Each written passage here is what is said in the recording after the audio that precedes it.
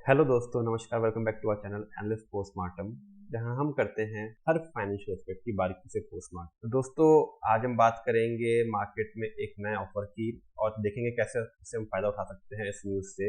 और बहुत ही अच्छा स्टॉक के बारे में बात करेंगे, बहुत ही अच्छी लर्निंग होगी, तो बने रहिएगा लास्ट तक। और दोस्तों, अगर आपने चैनल अभी भी लाइक एंड सब्सक्राइब नहीं किया है तो प्लीज लाइक एंड सब्सक्राइब, क्योंकि इस चैनल पे हम ऐसे स्टॉक्स के बारे में बात करते हैं जो किसी ना किसी फॉर्म में ब्रेकआउट या ब्रेकडाउन शो कर रहे होते हैं, चाहे वो न्यूज के चलते, चाहे चार्ट पैटर्न के चलते, चाहे टेक्निकल्स के बेसिस पे, चाहे फंडामेंटल के बेसिस पे। और उसको वैलिडेट करके हम एनालाइज करते हैं क्या हमारी लर्निंग फ्रूटफुल रही, क्या हमारे जो हमने अज्यूम किया वैसा उसने रिजल्ट दिया या नहीं दिया, और नहीं दिया तो उससे लर्निंग भी देते हैं कि क्यों, क्या इसमें फॉल्स ब्रेकआउट था या क्या ड्रॉबैक। आइए क्विकली बात करते हैं स्टॉक की। दोस्तों, मार्केट में एक नया ऑफर फॉर सेल आया है।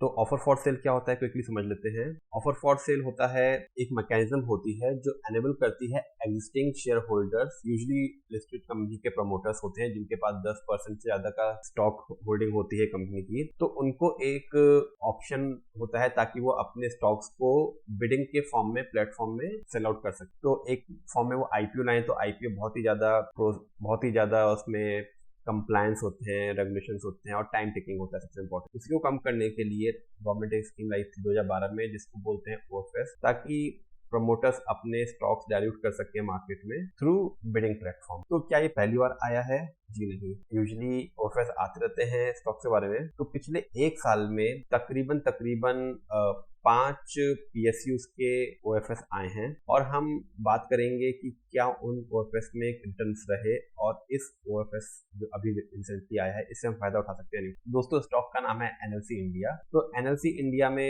ओएफएस आया है जो कि कल लास्ट डेट थी, 11 तारीख तक था, 7 से 11 मार्च डेट थी। और जो उसका प्राइस बैंड निकाला था वो निकाला था 212 पर शेयर। तो करंट जो मार्केट प्राइस चल रही है 220 रुपए, 218 के करीब, उससे करीब 6 रुपए नीचे ओएफएस आया है। तो करीब 6% की डिस्काउंट रेट पे। और कितना गवर्नमेंट इसमें अपना फ्लो करेगी? करीब 5% अपना स्टॉक गवर्नमेंट इसमें निकालेगी ओएफएस के थ्रू। और अगर ज्यादा रिक्वायरमेंट, ज्यादा सब्सक्रिप्शन आया तो 2% और निकालेगी। तो टोटल 7% डाइल्यूट करेगी गवर्नमेंट अपना एनएलसी के अंदर स्टॉक शेयर। तो अब देखते हैं कि गवर्नमेंट का स्टेक है कितना। तो यूजली 79% स्टेक है। और ओएफएस लाने का एक रीजन ये भी है कि जो न्यू गाइडलाइंस आई हैं कि कोई भी प्रमोटर 75% से ज्यादा होल्ड नहीं कर सकता है किसी कंपनी में। तो 75% कंप्लाइंट करने के लिए भी ओएफएस ला रहे हैं, और कुछ जो अपनी बैलेंस शीट्स को और फंड को एक्यूमुलेट करने के लिए भी डेफिसिट्स को क्लीन अप कर। तो आइए बात करते हैं क्विकली पास्ट की कि जो ओएफएस आए हैं उनमें क्या परफॉर्मेंस रही है। पहला ओएफएस आया था एचएएल का, जो कि आया था मार्च 2023 में, और ओएफएस की प्राइस थी 2400 रुपए। तो 2400 रुपए के बाद जो एचएएल है वो देखिए उसने ऑलमोस्ट कितना रिटर्न दिया हमें अभी तक? ऑलमोस्ट 143% रिटर्न दिया है, क्योंकि आपको याद होगा 4000 पे एचएएल स्प्लिट होकर दोबारा 2000 आया था, और वहां से भी अभी ये 3000 तक पहुंच चुका है। तो ऑलमोस्ट 143% रिटर्न दिया है एचएएल ने ओएफएस आने के बाद, तो ऑलमोस्ट एक साल में। तो एचएएल का करंट भाव 3200 रुपए है। ये स्प्लिट होने के बाद है, 4000 जाने के बाद 2000 फिर आया था स्प्लिट होके 1:2 के में, और उसके बाद फिर से 3200 पहुंच चुका है। तो ये ग्रोथ हुई है 143% की। दूसरा स्टॉक जो है वो है कोल इंडिया। उसका ओएफएस आया था जून 2023 में। तो ओएफएस प्राइस थी 225 रुपए, और वहां से देखिए वहां से ओएफएस आने के बाद ये प्राइस था 230-35 रुपए पे। उसके आने के बाद ऑलमोस्ट डबल हो गया स्टॉक। तो कोल इंडिया ने ऑलमोस्ट 100% का रिटर्न दिया, और आज की डेट में 450 रुपए के भाव पे चल रहा है। तो बहुत ही अच्छा रिटर्न दिया। तीसरा स्टॉक जो आया जिसने ओएफएस में, वो था आरवीएनएल। सब जानते रेलवे स्टॉक ने क्या दौड़ दिखाई जुलाई 2023 में, और ओएफएस का प्राइस था 119 रुपए। और उसके बाद देखिए स्टॉक ने क्या अच्छी रनअप दिखाया, और वहां से ऑलमोस्ट 300, 350, 323 तक गया। इनफैक्ट 350 रुपए तक गया, और ऑलमोस्ट 137% रिटर्न दिया। नेक्स्ट स्टॉक जो ओएफएस में आया वो एसजेवीएन का आया था सितंबर 2023 में, जिसका ओएफएस प्राइस 69 रुपीज था और उसने भी ऑलमोस्ट 137% का रिटर्न दिया है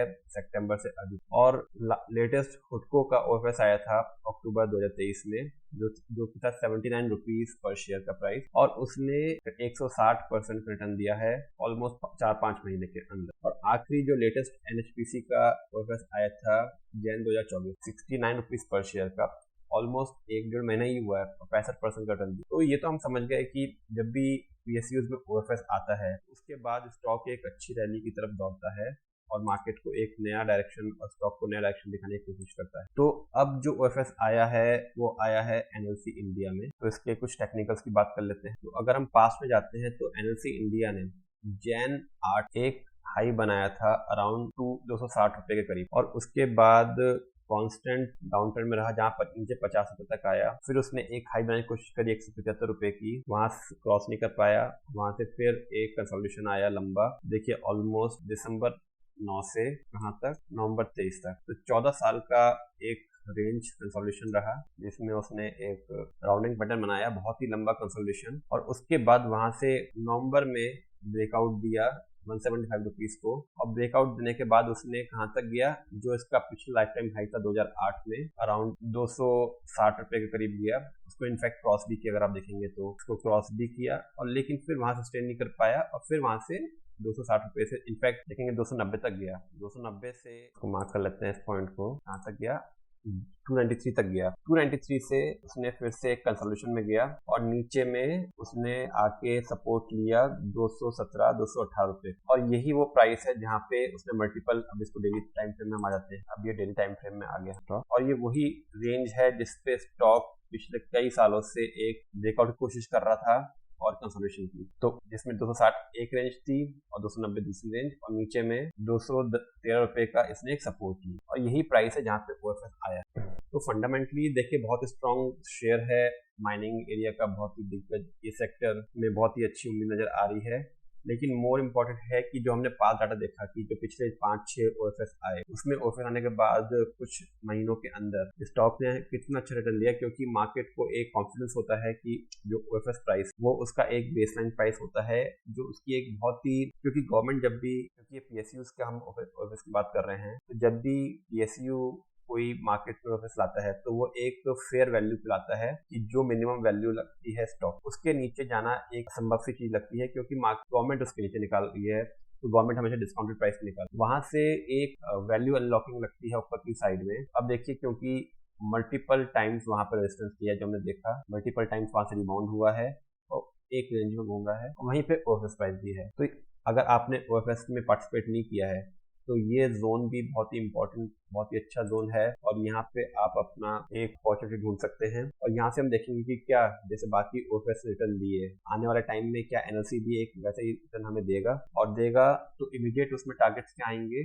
ये तो हमने देख लिया कि नीचे में एक बहुत ही इंपॉर्टेंट सपोर्ट अराउंड जो ओएफएस का प्राइस आया 212 रुपए, वो एक टेक्निकली भी और न्यूज बेस्ड भी हमारा सपोर्ट बन गया 212 रुपए, 210 रुपए राउंड फिगर कर लें। और ऊपर में इसका पहला टारगेट जो बनेगा वो बनेगा, जो पहला इसका रेजिस्टेंस मल्टी ईयर रेजिस्टेंस 258 का, और 258 क्रॉस करने के बाद ऊपर में 293 की तरफ जाए, तो यहाँ से और 293 क्रॉस करने के बाद नेक्स्ट वीडियो पे हम बात करेंगे। तो आने वाले टाइम में हम इस स्टॉक को मॉनिटर करके देखेंगे कि क्या ये लर्निंग हमारे लिए बेनिफिशियल रही या नहीं रही, इससे हमने कुछ सीखा, और होप आपको समझ में आएगा कि कैसे न्यूज को हम एनालाइज करके उसको बेनिफिशियली एक क्वांटिफाइड पैटर्न में लाते हैं ताकि इससे हम बेनिफिट निकाल। तो आज की जो हमारी लर्निंग थी वो थी न्यूज बेस्ड और टेक्निकल बेस्ड, तो इसको हम मॉनिटर रखेंगे और फिर से बात करेंगे। अगर ऐसा कोई स्टॉक आपकी नजर में आता है कि आपको लगता है कि उसमें भी हमें कोई पैटर्न या ब्रेकआउट नजर आता है तो प्लीज शेयर करिए, हम लोग उस पर भी बात करेंगे, वैलिडेट करेंगे क्या वो लर्निंग हमारे लिए यूजफुल निकलती है नहीं निकलती है। और दोस्तों अगर चैनल अभी लाइक एंड सब्सक्राइब नहीं किया है तो please like and subscribe. Thank you.